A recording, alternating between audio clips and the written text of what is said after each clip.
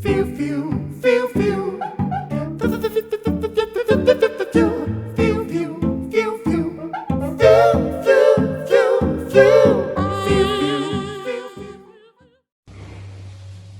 Oi, eu sou o Lucas Martins e eu fiz esse livro, A Pantera que Não Se Escondia, quando eu tinha 6 aninhos.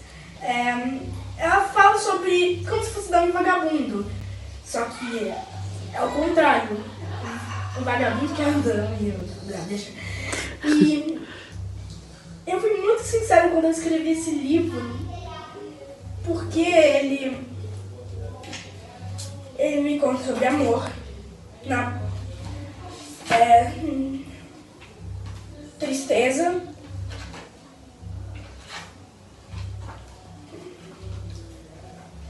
e o que eu acho desse livro é que ele pode ser colocado em algumas livrarias. Boa tarde, gente. Estamos aqui no FIO, Festival Internacional Intercâmbio de Linguagens, e hoje a gente vai falar sobre a escrita do autor e a escrita da criança, sobre o protagonismo da infância nas nossas escritas.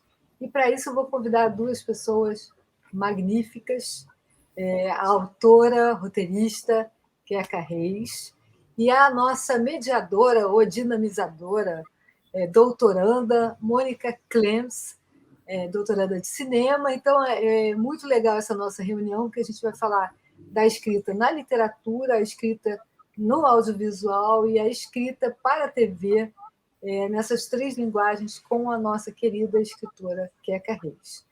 Então, para começar, dar as boas-vindas para vocês duas e dizer o seguinte: Queca, como é que o jabuti entrou na sua vida? Devagarzinho, como todo jabuti. Eu escrevo roteiro para criança e para pré-adolescente e adolescente há muitos anos. Na verdade, eu comecei a trabalhar com adolescente porque o meu primeiro emprego foi na MTV, naquela MTV bem antiga, a MTV que a gente assistia lá nos anos 90. Então, eu já escrevia para jovem nessa época. Depois, quando saí, comecei a escrever animação para criança. E aí, em 2007, eu convivo muito com uma outra autora infanto-juvenil, a Índigo, acho que vocês devem conhecer, a Ana Cristina, mas ela assina como Índigo. Eu comecei a adaptar umas coisas dela para animação, e aí a gente, acho que convivendo com ela me deu vontade, eu falei, gente, mas ela, assim, a gente escreve parecido, deu um negócio que eu falei, acho que vai dar vontade de escrever um livro também. Aí escrevi um livro para um concurso de literatura. Eu sou movida a editais e concursos, porque os poucos que ainda existem, porque eu acho que eles são, enfim, eles fazem a gente tirar as histórias da cabeça e colocar no papel, né? E aí escrevi um livro para um concurso chamado Barco a Vapor, que é de uma editora, a SM. E aí, no meio do caminho, eu mandei para algumas editoras. Aí, essa primeira editora, a seguinte, que é o selo Jovem da Companhia das Letras, me ligou que queria esse livro. E foi esse livro que ficou finalista no Jabuti. Eu publiquei meu primeiro livro em 2017. Então, ele ficou finalista no Jabuti em 2018. Eu digo que devagarzinho, porque eu já escrevi há muitos anos roteiro. Eu nem pensava em ser autora. Foi uma coisa, assim, dessas meio mágicas que acontecem. O livro é esse aqui, ó. O dia em que a minha vida mudou por causa de um chocolate comprado nas Ilhas Maldivas. Aí ele tem uma sequência que também foi finalista do Jabuti, virou peça de teatro. Acho que você está sem som, Cá. Sem som, cara. E mais um finalista do Jabuti, né? Os dois livros da série foram. Conta um pouquinho para o público que não conhece, uma sinopsezinha de cada um deles. O livro do chocolate, o primeiro é O Dia em que a Minha Vida Mudou por causa de um chocolate comprado nas Ilhas Maldivas, e a sequência é O Dia em que a Minha Vida Mudou por causa de um pneu furado em Santa Rita do Passa Quatro. Ele é um livro que, teoricamente, é para pré-adolescentes, mas, assim, crianças de 8 a 12, 13, eles nem gostam mais de ser chamados de crianças, mas gostam de ler, porque é um livro que fala muitíssimo da passagem da infância para a adolescência, ou seja, da pré-adolescência. Conta É a história de um dia na vida de uma menina que é super fabulosa, exagerada, histérica. As pessoas acham que seria uma coisa ruim, eu acho divertido. São aquelas pessoas que pensam demais e que são presas na cabeça. É um dia muito maluco na vida dessa menina, Mia, que tem 11 anos, está detestando crescer, ela é meio Peter Pan, está detestando essa história de ficar adolescente. Aí ela recebe um bilhete do melhor amigo dela, dizendo que quer voltar do meu lado hoje na perua, e aí esse bilhete desencadeia um sem fim de coisas na cabeça e na vida dela. Ela passa metade do dia trancada no banheiro da escola pensando como é que ela vai responder. Então, o chocolate é isso. E aí tem um chocolate que ele dá para ela também, que é um chocolate ligado à história dela com o pai, que morreu quando ela era bem pequena, e só ele sabia dessa história, porque eles eram super amigos. É tipo uma comédia romântica tinha, assim, bem cheio de atrapalhadas. E a sequência, o pneu furado, é a história desses dois amigos que então agora são namorados e um passeio que eles fazem com a escola de ônibus pela primeira vez. E aí fala muito desse afastamento que a pré-adolescência, muito mais a adolescência, mas a pré-adolescência cria entre pais e filhos, esse afastamento que é tão necessário e ao mesmo tempo doloroso para ambas as partes, entendeu? Em maiores ou menores graus, dependendo da família, assim. Então, nesse segundo livro, a menina está ainda apavorada com essa coisa de, meu, tem um namoro, como é um namoro, ele é meu amigo, e muito chocada porque vai ficar longe da mãe. Ela é essa guria que foi criada com a mãe, porque o pai morreu quando ela era muito pequenininha, elas têm essa relação bem simbiótica, assim. Então é isso, esse é o segundo.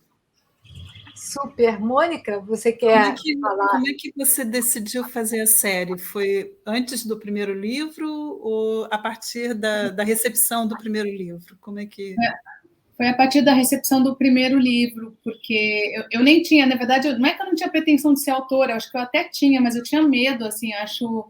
A gente fetichiza muito a profissão de escritor, né? A gente acha, não sei se você sente isso também, cara, escritor é uma coisa, as pessoas romantizam demais, como se a gente não suasse a camisa muito, quase todos os dias. E acho que eu fetichizava também, eu tinha essa coisa de achar que era uma parada muito distante de mim, apesar de estar escrevendo há muitos anos para a televisão e para o cinema.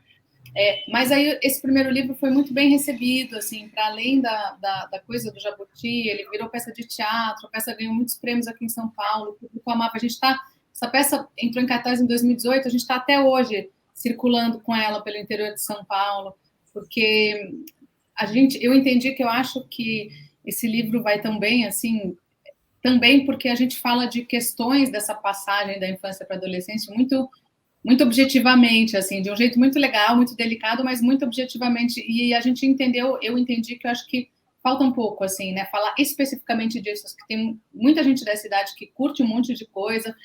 Aos 10, 11, eles ainda curtem muito, sei lá, Harry Potter, estão nessa fase, Percy Jackson, livros os nossos nacionais de mistério, Rosana Rios, por exemplo, Pedro Bandeira, de turmas, mas que fale especificamente das questões que eles estão passando quando o corpo muda, quando a cabeça muda, quando as relações mudam, especificamente a relação dentro de casa, tem muito uma coisa da menina com a mãe, muito, muito, muito. Então, acho que ele foi bem recebido por causa disso, e aí veio a ideia de fazer o segundo, a editora pediu para fazer o segundo, e agora eu estou para escrever o terceiro, eu estou aqui me duelando com as outras coisas que eu estou fazendo para conseguir escrever o terceiro. E como é a tua correspondência com esses leitores? Você cria canais para cada livro? Ou o canal é direto com você? Ou é com a editora? Como é que funciona? É direto comigo. Eu sou muito... para mim, estar com esses leitores assim é sempre um presente, porque é mais do que um laboratório, né? É um negócio, assim, eu vou fazer 50 anos, então... Eu tenho uma filha que agora tem 17. Quando eu escrevi esse livro, ela estava nessa fase um pouco. Ela já está com 17 anos. Ouvi-los, assim, estar presente ali com eles, especialmente agora que está dando para voltar presencialmente, é sempre muito interessante, assim, muito interessante, porque tem uma coisa nessa infância, nessa adolescência, muito diferente, obviamente, por causa dos celulares, né, de todo o acesso que eles têm, mas também tem uma coisa universal, né? Também tem uma coisa que a gente passou quando nós éramos pré-adolescentes e tal. E aí é muito legal, porque nos encontros eu me abasteço com essa novidade toda, né? E não fica aquela pessoa de 50 anos achando ai, no meu tempo era muito mais legal, porque não existia celular. Me abasteço com essa pulsão deles de novidade e troco, então é sempre muito bom. E como é que funciona a escola nisso? Esses encontros são em escolas? Em que espaço você propicia essas rodas de conversa? Eu fiz muito online por causa da pandemia. Eu vou em muitas escolas aqui em São Paulo, muitas. E aí, quando não é aqui em São Paulo, eu faço online. Esse livro ele foi para o PNLD, então ele está agora em muitos lugares do Brasil. Então eu tenho feito, e é muito legal, porque essa protagonista é uma protagonista muito ali, assim, classe média, zona oeste de São Paulo. E aí, no segundo livro, também tinha essa coisa, uma preocupação minha, até falou, nossa, ela vai passear de ônibus para a escola, e eles vão fazer um desses passeios que essas escolas particulares fazem com as crianças que ficam 3 dias num acampamento. Eu falei, será que isso vai fazer algum sentido para quem é de escola pública? Porque, tipo, se eles conseguem fazer um passeio por ano para um museu, já é muito, assim, né? E aí é muito legal, porque quando o livro passou no PNLD e ele foi distribuído ali para o Brasil inteiro, eu percebo que o que existe de universal, assim, independentemente da menina ser uma menina classe média, zona oeste de São Paulo, super sudestina, o que existe de universal pega muito eles, entendeu? Muito, muito. Então eu tenho feito muitas conversas. Um dia foi com uma escola do Pará, outro dia com uma escola da Bahia, depois Minas Gerais, e eles gostam bastante, assim, é muito legal essa troca. Os pais hoje em dia se relacionam com os escritores também, ou isso fica mais a cargo da escola? Como que funciona? Olha, no caso do público com quem eu converso, os pais se relacionam, porque eu tenho uma coisa, assim, depois desses dois, acho que a gente vai falar mais para frente, mas depois desses dois, eu escrevi 2 romances adolescentes. Acabei de lançar um mais adolescente, adolescente mesmo. E na minha vivência no audiovisual, tem uma coisa que sempre me incomodou muito, que é quando a gente ia começar a escrever uma série, seja de animação, ou live action, ou um filme, as pessoas diziam, especialmente para conteúdo adolescente, mais do que pré-adolescente, as pessoas diziam assim, olha, não precisa colocar pai e mãe, ou se colocar, coloca daquele jeito, sei lá, adolescente achar pai e mãe um saco, bate a porta, a gente nem vê, e o pai e a mãe são aqueles dois que estão ali só proibindo, só enchendo o saco, só para fazer uma escada do tipo, como eles são chatos, caretas e antigos. E eu acho isso muito careta, porque, especialmente agora, depois de a gente ter convivido muito na adolescência, com os adolescentes dentro de casa na pandemia, mas mais do que tudo, assim, na pré-adolescência e na adolescência, a figura dos pais ainda é muito presente, que seja presente no conflito na adolescência, mas no conflito saudável, porque também é muito conflituoso para os pais a adolescência dos filhos, no sentido de você não sabe mais como tratar, quer cuidar, mas não pode mais, ao mesmo tempo. Então, eu acho que era um desperdício não usar essa galera nas histórias. E aí eu uso e uso muito. A minha tem uma mãe muito legal, que é uma das minhas personagens favoritas, e mostra a confusão dessa mulher, assim, a confusão com o crescimento da filha. Tem uma cena que ela vai com a menina comprar uma roupa, e aí ela começa a chorar, porque ela não sabe onde comprar essa roupa, porque é difícil mesmo nessa idade, né? Falamos muito disso em Fina, né, Cá, esse crescimento desses 11 anos. Então, muitos pais gostam da série, se identificam porque se veem ali representados também nessa confusão, entendeu? Agora, o que a gente ouve, o que eu escuto muito dos meus amigos autores, em relação aos pais e à escola, é que ultimamente existe assim também um certo cerceamento de pais por conta, enfim, de tudo isso que a gente está vivendo, né, aqui no nosso país e no mundo, essa extrema-direita chegando cheia das pautas esquisitas. Mas eu nunca tive isso, assim. Eu tive recentemente com esse meu livro novo, mas foi bem, bem light, assim. No geral, como eu incluo os pais muito nas histórias e incluo desse jeito... Cara, é uma pessoa que está ali em transformação também, a relação dos dois está se transformando, também estão confusos, também tem os seus defeitos. Isso falo muito como mãe, né? Também. Agora, uma coisinha que vale a pena a gente esclarecer, né, para o público, o que é o PNLD literário, porque para um autor é um prêmio muito grande você poder ser lido pelas escolas públicas brasileiras. Então, assim, você estar no PNLD significa que todo mundo que for ler vai ter um grau de reflexão sobre esse livro, sobre os conteúdos que estão no livro. Isso é muito importante, é o tipo de programa que não pode desaparecer na vida da criança, do adolescente e do adulto, né? Porque esses livros eles rodam, eles não ficam só na casa da criança, né? Eu queria voltar aqui um pouquinho para o assunto do vídeo que a gente viu, né? Do menino que escreve, do menino que é autor. De que maneira, né, Queca? É até uma pergunta que a Mônica vai desenvolver mais com você, mas de que maneira, de que forma a narrativa das crianças está na sua narrativa? Eu acho que a gente falou desses encontros que eu tenho com eles, assim, e que eu, de um jeito muito orgânico, acho que sou abastecida pelas ideias e aflições. E aí eu acho que entra, assim, sempre com essa preocupação que eu tenho de não falar de cima para baixo, né? De não falar como alguém que já passou por isso e já superou, ou como alguém que viveu numa época que era muito melhor, assim, falar com muita honestidade. Eu acho que eu entro falando de um jeito muito pontual de coisas que...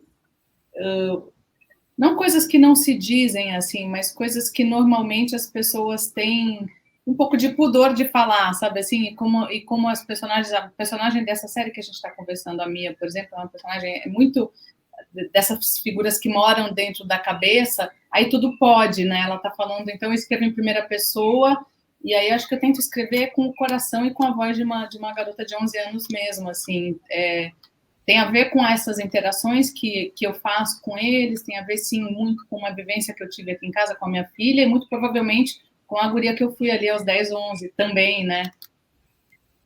A minha pergunta é mais ou menos por aí também, em relação à pesquisa, porque além das vivências, experiências, também deve ter um aprofundamento em certos temas, assim, né? E até nas gírias. Sozinha você usa duas adolescências, né? A adolescência da mãe e a adolescência da filha, com as gírias correndo em paralelo, e às vezes você até intercala elas, assim. Eu queria saber como é que é esse processo de pesquisa, como é que ele é feito, na elaboração dos temas, né? Mônica, eu sou muito pouco disciplinada nesse sentido, assim, sabe? Eu não faço muita pesquisa, assim, acabo fazendo a pesquisa quando eu esbarro em algumas coisas que eu sei que são fragilidades minhas em relação ao jeito que eles falam. Mas é isso, quando eu escrevi o dia, eu estava com a filha nessa idade. E eu tenho uma coisa que eu acho que é essencial para qualquer tipo de autor, que é a escuta, né? Eu estudei psicanálise, eu faço muitos anos de análise, eu lá no divã, não eu sendo analista. E a escuta, a palavra, assim, é uma coisa que pega muito em mim, assim, mas muitíssimo. Eu sou pouquíssimo visual, pouquíssimo, assim, acho muito maluco eu conseguir escrever roteiro, eu escrevi muitos anos roteiro de animação, porque para mim a história, a palavra que está na cabeça sempre. Então eu acho que a maneira como eles falam vai ficando dentro de mim, assim, e aí obviamente quando eu esbarro com alguma coisa, e aí sempre tem a ver com tecnologia, sempre tem a ver com essas atualizações que a gente tem que fazer, aí eu pesquiso, mas eu pesquiso muito pouco, sozinha, por exemplo, tem a ver que eu tenho uma filha adolescente em casa, então eu sei mais ou menos como eles falam, entendeu? As minhas gírias são as minhas gírias, aí as gírias dos adolescentes são eles estão... Ela tira sarro da mãe, das gírias da mãe, das coisas que a mãe fala, né? É um pouco isso. Achei legal, você leu sozinho, então? Li sozinho. Achei muito interessante, você toca no aspecto político, né, que é muito atual também.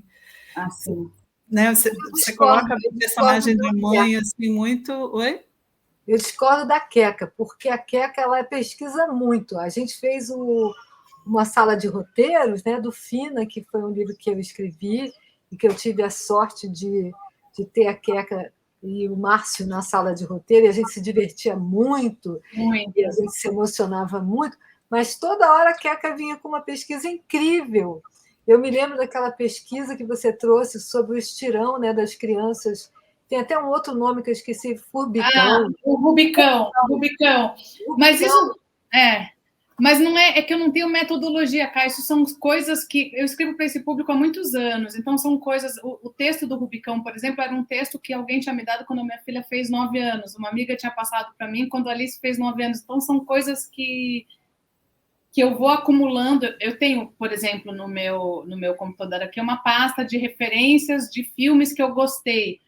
Mas eu conheço pessoas, a própria Índigo, essa minha amiga que é autora, eu conheço pessoas que, sei lá, tem pasta no Pinterest separado por tema e pesquisa, que tem uma metodologia muito mais organizada. Eu sou mais caótica, assim. E acho que algumas coisas, como A Travessia do Rubicão, acho que é um texto da antroposofia, não sei, elas vão ficando para mim, sabe? Mas não tem método. Curiosa, né? Uma pesquisa curiosa, assim, tem curiosidade sobre um determinado tema. Exato. Porque em Sozinha, que você aborda o tema da morte, você segue um pouco o caminho da Elizabeth Kubler-Ross, quando fala sobre as várias fases da morte, né? A negação, a agressividade, até você chegar à aceitação, a depressão, e essa personagem ela vai passando por essas fases todas. No livro eu achei muito interessante, assim, porque é importante, né? A adolescência é um período muito curto da vida de uma pessoa, né? Entre a infância e a vida adulta, e são duas mortes iniciáticas, né? É a morte da criança para o adolescente, a morte do adolescente para a vida adulta. E isso cria muita ansiedade, às vezes muita angústia também na criança, e é uma morte, né? Também causa as mesmas sensações. Você aborda isso assim no livro, e aí a minha pergunta vem muito daí, assim, achei bem interessante essa abordagem.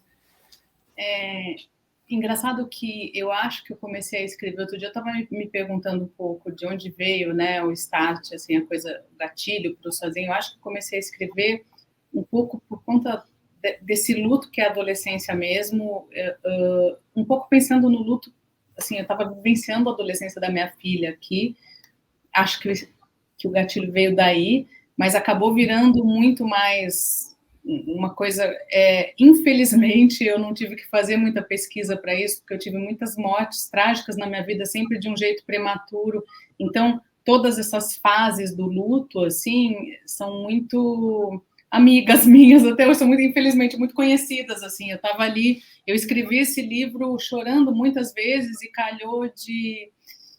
Quando eu estava quase finalizando o livro, a gente entrou em pandemia, nos últimos meses do livro, da feitura do livro, a gente estava na pandemia, então, tipo, a morte era um tema que tinha voltado muito, assim, né, e que eu acho que a gente fala pouco, mas começou, não era um luto, era de fato esse luto mais simbólico que a gente tem que fazer, que os adolescentes têm que fazer, o luto do corpo infantil, o luto da infância, era de fato isso, assim, porque eu acho que quando a gente vai ficando mais velha, que a gente vai se dando conta dessas coisas, né, acho que a gente vai podendo elaborar tudo. Eu tive uma adolescência muito louca, como muitas das pessoas nos anos 90, saí da casa da minha mãe muito cedo, com 15 anos, perdi muita gente nessa idade, foi tudo... E acho que agora eu estou, depois de quase 20 anos de análise, mais apta a elaborar essas coisas. Acho que a Sozinha veio disso, assim. É um livro muito diferente, eu acho que é o meu livro mais... essa série que eu mostrei, O Dia, e o outro romance que eu escrevi, que eu lancei ano passado, que chama Medley, são livros mais leves, que tocam em temas, o Medley também toca em morte, tocam em temas bem profundos, mas tem um humor, assim, o Sozinha vai que vai, né? E, Queca, vamos falar um pouquinho sobre sala de roteiro. Vamos. Você já passou por muitos autores, já passou por muitas salas de roteiro, então queria que você falasse um pouquinho sobre as linguagens, já que a gente está no FIL, né, no Festival Internacional Intercâmbio de Linguagens, como é que você transita, qual é a diferença entre escrever um livro e escrever um roteiro? Diz para a gente, para as pessoas que nunca escreveram um roteiro, o que é que você prioriza no roteiro, que você transforma na literatura? São coisas muito diferentes. Eu já adaptei, por exemplo, esse livro aqui, que eu lancei o ano passado, peraí. Medley, ou Os Dias em que Aprendi a Voar. Pronto. Ele é um romance adolescente também. Ele é um livro meu que eu adaptei de um roteiro. Ele nasceu como um roteiro, foi a primeira coisa autoral que eu escrevi. Ele nasceu como um roteiro e aí depois eu adaptei para o livro. Em roteiro, a gente tem uma norma, uma regra bem básica, a Mônica deve saber, que é show, don't tell. Assim, quanto mais você mostrar, melhor do que contar. Então, nesse sentido, você tem que conhecer profundamente os seus personagens para pensar como eles vão agir e mostrar quase sempre essa ação ali, né? Ao invés de ficar contando, mesmo que você tenha uma voice-over, um narrador, por exemplo. Roteiro, eu vou falar agora de um jeito que vai parecer até esquisito, mas é porque eu escrevo roteiro há muitos anos, e eu estou escrevendo livros e para o teatro faz muito menos tempo, então eu estou assim, embasbacada e maravilhada com a liberdade que a gente tem nesses outros suportes, né? Em roteiro, a gente tem mais regras. Eu sempre trabalhei em roteiro no mercado. Eu comecei a trabalhar na MTV, eu sempre fui uma roteirista que trabalhou, assim, tenho poucas coisas, fiz coisa para festival e não sei o quê. Gostaria de ter feito mais, por exemplo, gostaria de ter feito curtas, que eu acho que é um espaço de criatividade maravilhoso. Eu fiz pouquíssimo, eu já fui, sei lá, jurada algumas vezes de festival de curtas, eu ficava embasbacada com a liberdade que as pessoas tinham ali. Eu devia ter feito isso muito mais na vida, mas eu já fui PAF para o mercado. E aí você tem ali umas regras, né? Então, eu trabalho muito como roteirista contratada, por exemplo, para escrever determinadas séries. E aí, nessas séries, você tem que seguir um pouco as regras do player que está te contratando para escrever. Então, pode falar isso, não pode falar aquilo. É um trabalho muito legal, é um trabalho... a parte mais interessante de fazer roteiro e que eu sinto muita falta na literatura é o trabalho em grupo, porque a gente, há muitos anos, agora trabalha em sala de roteiro, que nem a Cá participou, a gente adaptou o Fina, o livro dela maravilhoso. E aí você chega lá com uma ideia de manhã, por exemplo, a sala de roteiro começa assim, a gente desenvolve, não no caso, por exemplo, de Fina, que é um livro que já vem pronto, já tinha os personagens, mas quando você começa uma série do zero ou um filme do zero, você desenvolve, passa 1 mês, 2 meses desenvolvendo os personagens, que eu acho que é a parte mais difícil, especialmente depois que você está há mais anos trabalhando, porque você já viu de tudo, você já escreveu de tudo, você fala, meu, e para adolescente, criança, ainda tem sempre aqueles 6 mesmos personagens. Não tem, mas parece que tem num determinado momento, né? Aí você fica lá 1 mês, 2 meses trabalhando os personagens, depois você começa a trabalhar nas histórias, você começa a jogar esses personagens nas histórias, e aí eles mudam. Tudo que você criou ali, você fala, não está funcionando para essa história. O personagem acaba sendo uma coisa muito etérea no começo, né? Quando chega a história. Aí você escreve as sinopses, depois você escreve as escaletas, aí você passa essas escaletas para o canal. Você vai passando, hoje em dia, você vai passando todas as fases. Personagem, eles aprovam, escaleta, eles aprovam. Aí vem a resposta, aí você faz tudo, refaz o que eles estão achando da série e segue adiante. A parte mais interessante disso é que você faz isso em grupo. Então, tem dias que você chega com uma ideia que você acha que está super legal e maravilhosa, mas está mais ou menos, não funciona. Aí tem alguém ali na sala para te dizer isso, entendeu? Isso é muito legal, e a literatura não tem isso. Por outro lado, a literatura e o teatro, eu já fiz essa parte aqui que eu estou muito encantada com eles, né? Tem uma liberdade, assim, mas uma liberdade que eu quase nunca encontrei. Estou fazendo uma série agora que, infelizmente, eu não posso falar muito, mas eu encontrei essa liberdade agora num canal específico, mas é meio difícil, assim. Normalmente, você fica ali muito preso, né? E literatura e teatro é isso. E teatro, Karen, somos, acho que você muito mais do que eu, suspeita para falar, né? Porque é isso. Tem uma cena, por exemplo, eu mesma escrevi o texto da adaptação do Dia para o teatro. E aí tinha uma cena no livro que eu queria muito colocar na peça, que era uma festinha. Só que, assim, era a minha primeira peça montada. Eu estudei aqui em São Paulo no núcleo de dramaturgia, fiz uma leitura de uma outra peça minha, mas nunca tinha sido montada. E aí eu cheguei para a diretora, que é uma super amiga, e falei, mas Thaís, como é que a gente vai fazer essa festa? A gente ganhou um edital aqui em São Paulo para montar a peça. Como é que a gente vai fazer essa festa? Não tem dinheiro, não tem ator. E eu venho dessa bagagem de audiovisual, que é assim, tanto em animação quanto em... Festa é o melhor exemplo para falar da distinção do teatro e do livro, tá? Se eu for escrever uma festa num desenho, numa animação, o diretor vai chegar para mim e falar, olha, Você não pode colocar uma multidão dançando nessa festa, porque eu vou ter que desenhar todos os bonecos e animar, e isso vai ficar uma fortuna. Se eu for escrever uma festa para um filme ou para um live action, eu lembro sempre daquelas cenas meio constrangedoras de novela, que tem aquelas duas pessoas dançando e uns figurinos, e uns... Como chama? Como chama quando você chama alguém? Figurante. E os figurantes dançando meio desajeitado. Eu falo, ai meu Deus, isso vai ficar péssimo. E aí, no teatro, eu cheguei para minha diretora e falei, eu não sei, porque eu queria muito colocar essa festa, mas como que a gente faz? Ela falou assim, Cacá, uma luz, 2 atores, música, acabou. Essa é a festinha do teatro. O resto é um pacto que você está fazendo ali com o público, que vai entender que aquilo é uma festinha. Assim como eles estão no ônibus, eles fazem assim. Acabou. E eu tinha pouquíssima experiência, eu falei, nossa. E aí eu fiz essa cena, e até hoje é uma das cenas que eu mais gosto na peça, que o público ama, é a festinha, que os dois dançam música lenta e tal. Então, acho que é muito diferente, eu acho que a gente tem... em roteiro tem essa coisa muito legal, que é você trabalha normalmente, né? Pelo menos a grande maioria das pessoas que eu conheço trabalham ou em dupla ou em 4 pessoas, e aí é muito legal, porque é muito legal criar junto. E literatura tem essa coisa que o céu é o limite, né? Você bota ali e fala, agora ela vai pensar loucuras. E teatro também. Agora, uma coisa que está muito difícil hoje em dia, né, é o lugar de fala e o lugar de cala. Então, por exemplo, a gente fala muito em nome das crianças, né, em nome dos adolescentes, mas a gente não é mais criança, nem a gente é mais adolescente. Então, como é que a gente pode falar sem achar que está sendo o lugar de fala daquele personagem e tudo mais? Porque o que acontece hoje em dia? A gente começou esse nosso encontro com um menino falando sobre um livro que ele escreveu quando ele tinha 6 anos. Parece até que ele escreveu há muitos anos. E ele ainda é um menino cheio de autoria dentro dele, né?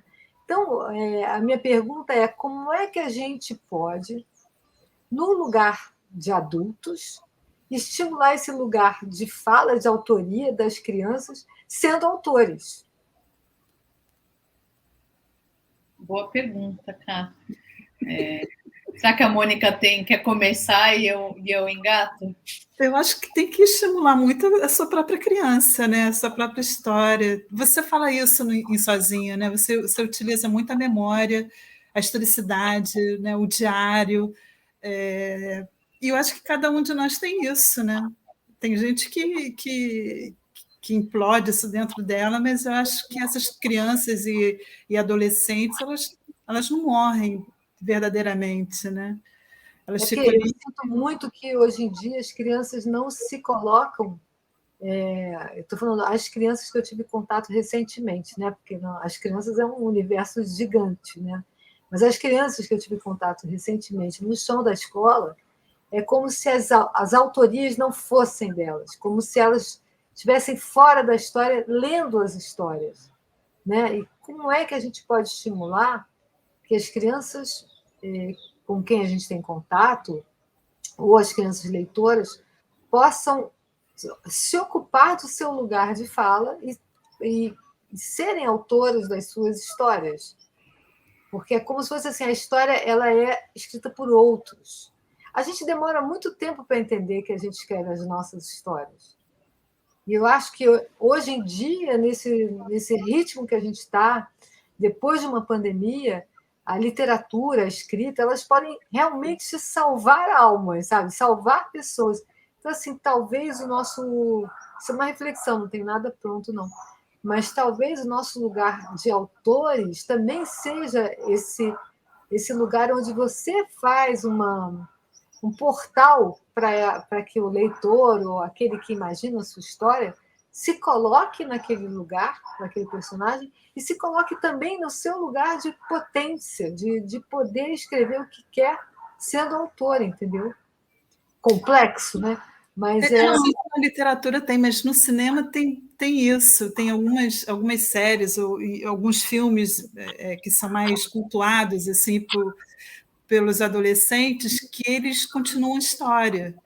E aí são grupos de adolescentes bem grande, e quando a série vem e retoma a história, e não é a história que eles imaginam, tem a reclamação, assim, eles são atuantes em relação à história que vai ser contada.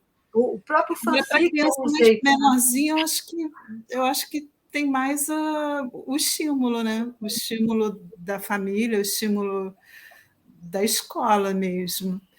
Eu posso dizer assim, por mim, os meus pais, quando iam para a cama, cada um vinha com um livro. E eles trocavam, depois conversavam sobre o livro. Quando eu comecei a ler, a gente trocava entre os três. Então, eu lia tanto livro para criança, quanto para adolescente, quanto para adulto. Não tinha muita diferença. Quando você era pequena, né? Isso é uma diferença gigantesca na nossa educação, porque hoje em dia, quando perguntam para mim, falam isso, mas para que idade é? Eu falo, mas eu juro, eu li Bukowski, acho que eu tinha uns 8 anos também, 8, 9, entendeu? Uma coisa muito louca de você pensar hoje em dia que você vai ler As Aventuras de um Velho Safado, imagina, com 8, 9 anos. O infanto-juvenil, ele é um termo novo, né? Esse infanto-juvenil, ele não existia até a década de 40, 50, você era de criança e passava para adulto, assim. Eu acho que a própria infância, né, assim, é uma consciência muito recente. Não estou me referindo à infância indígena, né, que é uma infância que está sempre incorporada dentro daquela sociedade, mas eu digo assim, o conceito de amor à infância, a tal qual a gente vive hoje, é muito recente, né? Muito. O teatro para crianças tem 100 e pouquinhos anos, né? Então é muita novidade a gente escrever para jovens, ainda mais adolescente, então, que era uma passagem totalmente ignorada, né? Mas eu queria voltar um pouquinho nessa questão da autoria, porque eu pensei no fanfic. O fanfic é uma espécie de autoria em cima de uma autoria, né? Quando você se apropria de uma autoria, geralmente os jovens, os devotos daquela série ou daquele filme, e começam a transformar essa autoria em autoria própria, né? Então, essa reflexão sobre o lugar do autor é muito líquida, né? Usando o Bauman, que é muito líquida. Quem é autor, afinal das contas? O autor que escuta a narrativa e transforma em texto, o autor que é aquele que fala a narrativa, mas que nem sabe que é autor, o autor do fanfic, o ghostwriter. Qual é a questão do autor, né? Quem é autor? Quem é coautor? Como é a escrita colaborativa numa sala de roteiro? Todo mundo é autor? A fanfic é muito interessante, né? Porque, no fim, eu acho que você falou aí essa coisa da autoria. No fim, quando a gente é criança, eu acho que a Mônica falou um pouco a gente resgata um pouco a nossa criança, essa coisa que a gente nunca perde, que está sempre ali. Mas quando a gente é criança e está lendo, né? Se você tem a oportunidade de ser uma criança leitora, essa autoria acho que passa muito pela identificação, porque o fanfic é isso, né? Você pega um personagem com o qual você se identifica e vai lá colocar a sua história em cima. Muito provavelmente a gente já fazia isso antes, só que a gente fazia na nossa cabeça, ou a gente fazia, devem ter muitos fanfics escritos por aí, muito antes de existir esse termo, né? Você, por exemplo, eu quando era criança, eu era uma criança alucinada, isso é muito louco, hoje em dia, nesse universo punk rock que a gente está vivendo aqui, eu tenho até vergonha de falar isso, mas eu falo, eu era uma criança alucinada pela Poliana, eu sempre achei a Poliana um personagem brilhante, todo mundo acha ela uma chata. Eu sempre achei, porque falava, essa menina faz do limão uma limonada, tá sempre contente. As pessoas acham ela uma chata, sei lá. Eu achava ela brilhante. E acho que eu viajei muitíssimo com ela, assim, mas muitíssimo. Muito provavelmente eu fui uma criança que escrevia bastante diário, porque era uma criança que tinha a oportunidade de ler muito. E muito provavelmente eu fiz vários fanfics na infância, sem saber, com a Poliana, com a Luluzinha, sei lá. Mas eu acho que passa pela identificação, eu acho que passa também pela escuta, né, Karen? Acho que passa muito pela escuta, assim. Você sabe que depois que eu virei autora, eu conheço algumas crianças autoras. Tem uma menina que mora em Salvador, uma querida, Luísa Meirelles, que ela tem, sei lá, 10, 11 anos, ela tem 3 livros publicados, umas graças os livros, ela sempre me manda. Claro, são crianças ali que são muito estimuladas pelos pais, que muito provavelmente são autorizadas desde muito cedo, né? Ah, eu sou escritora, então você é mesmo. Aí a mãe vai lá e estimula, e a menina acaba, sei lá, publicando um livro. Acho maravilhoso, assim, maravilhoso.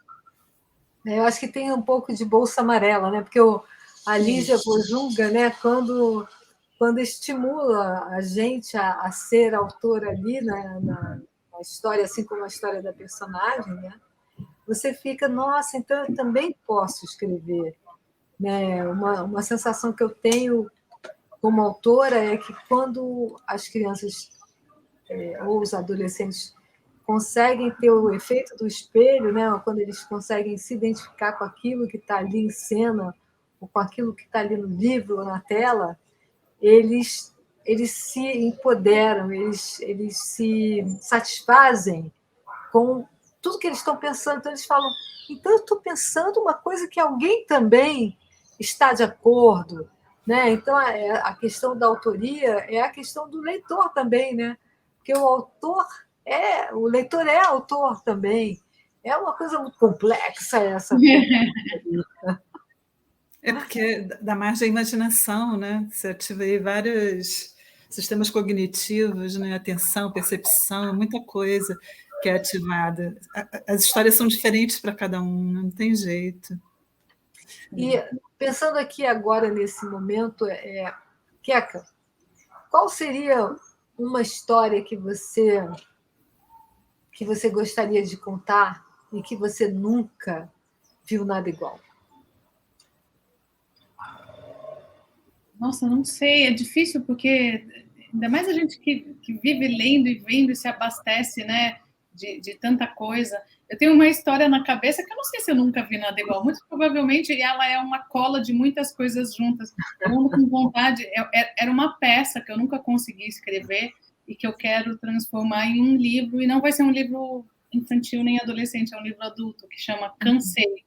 Tem a ver com mulher na menopausa. Não é um tema, mas é uma mulher que um dia no meio de um fogacho tira a roupa e sai andando, tipo uma Forrest Gump. Só que mulher, andando pelo Brasil. E o nome do livro é Cansei. Não sei mais nada, só sei isso. É engraçado que você falou essa imagem, né? E eu me lembrei de uma vez que eu passei por uma avenida, não estava aqui no Brasil, estava fora, e passou por mim uma mulher inteiramente transparente, mas assim, aqui no Brasil não sei o que aconteceria com essa mulher, mas lá todo mundo fingiu que ela não estava transparente e que ela passou pela aquela ponte ali linda ali em Paris, aquela ponte dos amantes, né? E, assim, É onde deixam os cadeadinhos ali? Elegantérrima, e ninguém mexeu com ela. Ela estava linda, praticamente nua, e passando por uma ponte. Falei, gente, como é que a gente escreve essa história, né? E aí eu me lembrei, ouvindo essa sua, essa sua narrativa. Coisas que acontecem e que a gente está sempre pescando imagens e pescando histórias, né? Eu acho que o autor, de alguma forma, ele é um pescador, né? Pescador de devaneios, pescador de histórias, pescador de imagens, de poéticas. Então, eu queria que você falasse um pouco, Queca, sobre os seus livros de infância, seus preferidos. Bom, Poliana era meu preferido. Acho que eu tenho 2 livros que me marcaram, 3 livros que me marcaram muito na infância. Poliana, Helena, do Machado de Assis, e Olhar os Lírios do Campo, do Érico Veríssimo, que é uma Por quê? acho que por tudo que a gente ama um livro, identificação, viagem. A Poliana, eu acho que tem a ver com eu acho que eu me achava, de fato, acho que eu era uma criança muito sofrida, muito sofredora, e acho que a Poliana era um incentivo para mim do tipo, cara, acho que eu posso ser otimistazinha, assim, que tudo pode dar certo. Não sei dizer Helena e Érico Veríssimo, porque é Érico Veríssimo, assim, né? Também gostava muito, obviamente, dos clássicos, Marcelo, Martelo, Marmelo, eu lia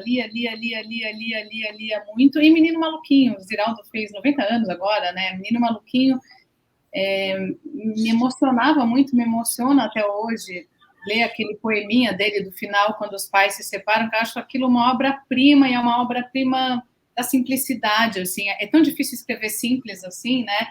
E ele consegue, acho bem maravilhoso. A gente fez uma homenagem aqui para o Zira, fizemos o Missão Flix, né, dentro da programação do Fio, e agora a gente recuperou um vídeo de uma ópera, da ópera do Menino Maluquinho, que eu dirigi em 2003, lá no Teatro Central de Juiz de Fora, e que essa cena ela ficou com uma música, né? Todo lado tem seu lado, eu sou o meu próprio lado, do lado que eu julgava que era só seu.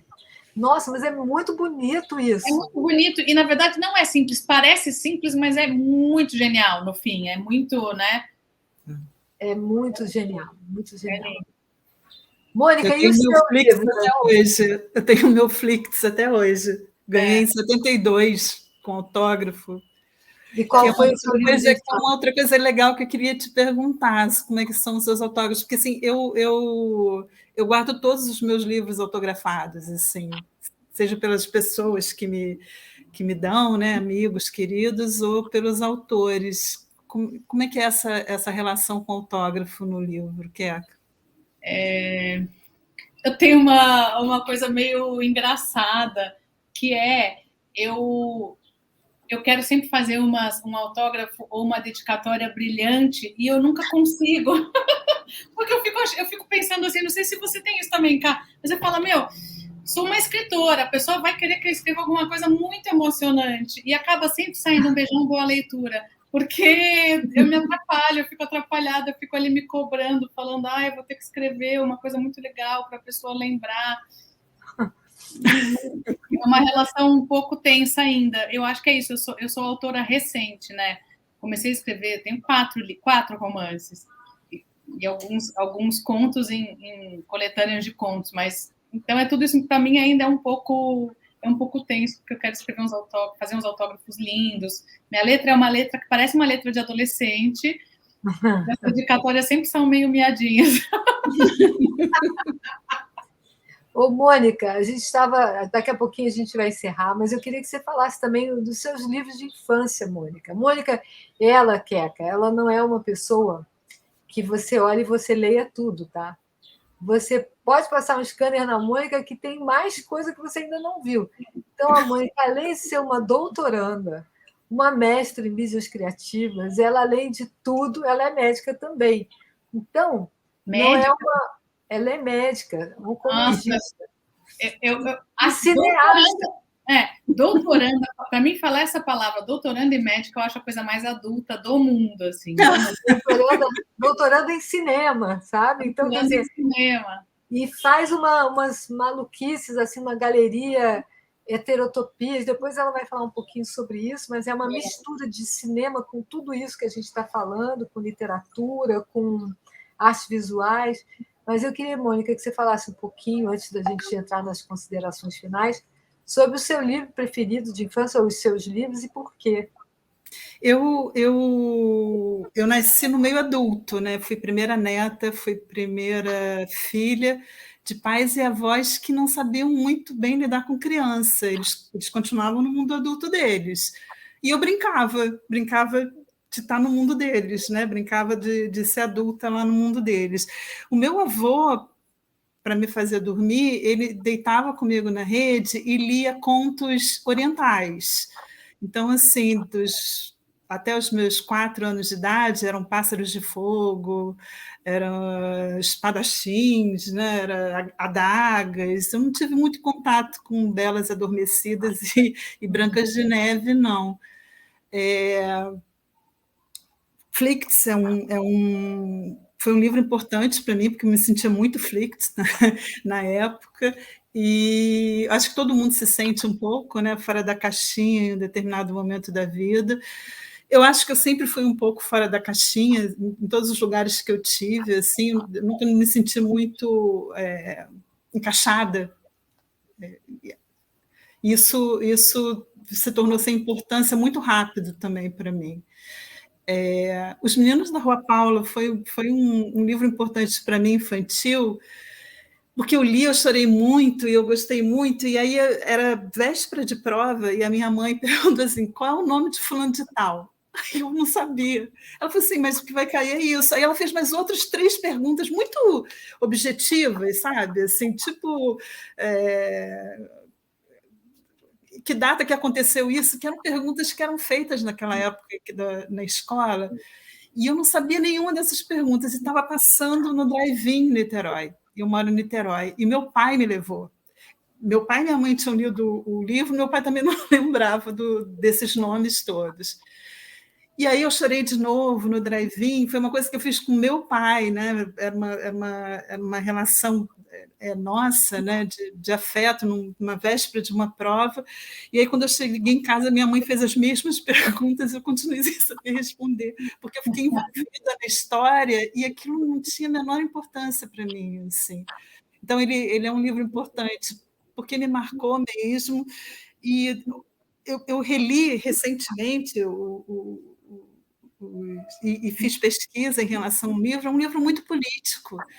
E na época eu não tinha nenhuma noção disso, e a escola também não me deu essa noção. Assim. Então, assim, às vezes eu acho que alguma coisa tem que vir em pauta também, qual é o trabalho da escola em relação aos livros, porque às vezes é muito burocrática, é só para ticar, assim, dei esse livro, mas não é feita uma reflexão, uma análise crítica, ou um aprofundamento, né, no tempo em que aconteceu, como é que são os personagens, e isso eu senti falta agora. Né? Eu falei assim, nossa, foi um tempo que a escola podia ter me proporcionado isso, não proporcionou. Você sentiu Então, falta assim, quando você releu? É isso? oi? Você sentiu falta agora que você releu? Eu falei assim, nossa, tanta coisa que eu perdi, que era importante, né? Era um momento político que eles estavam passando, isso não foi abordado. Você aborda isso no Sozinha, sobre o momento político que se está passando, cita termos bem recentes, né? Eu achei tão legal você falar isso, porque acho que as pessoas, assim, eu tenho tido muita resposta dos leitores, acho que as pessoas ficam tão tomadas pela coisa do luto, pela imensidão que é o luto de uma mãe, que essa coisa política passa um pouco assim desapercebida, e para mim é super importante, porque eu escrevi nesse momento e não tinha como não ser político agora, entendeu? É bem forte, é bem político. E quase ninguém repara, Mônica, porque eu acho que esse tema da morte ele é tão forte mesmo, né, para as pessoas, especialmente essa relação mãe e filha, que é uma coisa muito complexa, e esses adultos que também não sabem como lidar com a morte, o pai da menina, e não sei o quê. E a política é uma coisa que, para mim, e eu, nos últimos anos, me politizei demais, assim, hoje em dia eu sou muito militante, coordeno ali um negócio do Boulos, é um negócio muito importante para mim, e acho muito legal você ter falado, porque as pessoas nunca perguntam isso. Eu fiz 2 clubes do livro no final de semana passado, um com adolescente, outro com adulto, e ninguém falou disso, assim, para mim isso tá tão claro ali no livro, sabe? Mas a relação dela com o pai eu ainda acho mais interessante, porque a mãe coloca valores que são próprios dela, da mãe, mas o pai questiona ela se os valores que ela está tomando para ela são dela ou se são de outra pessoa, né? E ele faz isso de uma forma muito meiga, de uma forma muito carinhosa, assim. Eu gostei do personagem, ele é bem Gosto legal. dele, ele é perdido, como muitos homens, quase todos, mas legal, um perdido sincerão, assim, né? Tem aquela Não é pensar homem como machão, não é isso, né? As pessoas são pessoas, têm suas fragilidades, né? E ele é esse homem que é filhinho da mamãe, né? Que come ovo de gema mole. mas que tem uma sabedoria, né? Ele tem uma sabedoria de lidar com a filha, assim. A história do gatinho é muito legal também. Gente, a gente está chegando quase no nosso finalzinho. Eu queria perguntar, é claro que a gente não está falando de receita de bolo, mas, Queca, num livro para crianças, o que não pode faltar? Acho que a verdade, assim, a verdade. Sem Para maquiagem. adolescentes. Para adolescentes, fora a verdade, o que mais? A intensidade e a mistura. A intensidade e a mistura é a receita para adolescente. Não adianta você dizer que você vai escrever um livro para adolescente sobre uma coisa só, porque cara, tem tanta coisa ali naquela cabeça e naquele coração, né? Maravilhoso, maravilhoso. Queca e Mônica, o Fio, quero agradecer vocês muitíssimo por esse encontro notável, maravilhoso encontro de saberes e trocas e multilinguagens. E aí eu queria ouvir de vocês as palavras, as considerações finais e agradecer em nome do Fio, que continua até o dia 6, essa é a nossa saideira, mas ano que vem tem mais e a gente quer trazer a sua peça, Queca, que nesse ano não deu, mas o ano que vem vai dar. Vamos, cara, quero muito levar a peça para o Rio, muito assim, porque eu quero. Vamos levar logo as duas, né? Porque já deve ter a segunda também, aí você estreia aqui. A gente está querendo fazer uma peça do Sozinha, Mônica, a gente está tentando aqui edital também, porque acho que pode ser muito interessante. Vai ser. Todo o sucesso do mundo para vocês duas, assim, muito respeito pelo festival, Karen. Também, Karen, minhas considerações, só quero agradecer, sou fã do Fio há tempos, quero chegar mais perto há tempos, quem sabe ano que vem a gente chega mais perto presencialmente, mas adorei a conversa, adorei a discussão, coisas maravilhosas, e a gente se vê. Muito obrigada pelo convite. Mônica, você, querida doutoranda. Não, é isso mesmo, assim, vida longa para o Fio, vida longa para a Queca, que ela ramifica os trabalhos dela. Eu ia perguntar se ela não se interessaria por escrever também para adulto, ela acabou respondendo isso sem precisar fazer a pergunta. A gente vai expandindo, né? Eu acho que a vida vai levando a isso também. Eu acho que não é nem questão de amadurecimento da escrita, é mais essa curiosidade e desejo mesmo de colocar as coisas, né? De se colocar no mundo, de poder causar reflexão. Parabéns, Queca, pelo trabalho, viu? Adorei te conhecer. Obrigada, Mônica, adorei a conversa, adorei as perguntas. E é isso, quem sabe a gente não se vê presencialmente ano que vem ou nos próximos. Sim. Vamos nos ver sim. E, Queca, estou louca para a gente conseguir fazer a nossa série finalmente entrar no ar. Cá, pelo amor, né? Tem que rolar. Bom, a gente vai voltar a ser feliz, ao que tudo indica, muito brevemente. Não exatamente no próximo domingo, mas nos próximos 4 meses. A coisa vai começar, 3, 4 meses, a coisa vai começar, o sol vai começar a se abrir. Quem sabe esse mercado audiovisual também não acelera de novo, não é? E obrigado, Vitor, que está aí no nosso backstage, por fazer essa costura tão bonita do Fio. O Vitor é o nosso homem-imagem do Fio, né? Ele faz todos os nossos vídeos, os nossos streamings, então é o nosso braço direito, esquerdo e perna torta também. Então, um beijo, gente. Beijo. Beijo, gente. Obrigada. Feel, feel, feel, feel.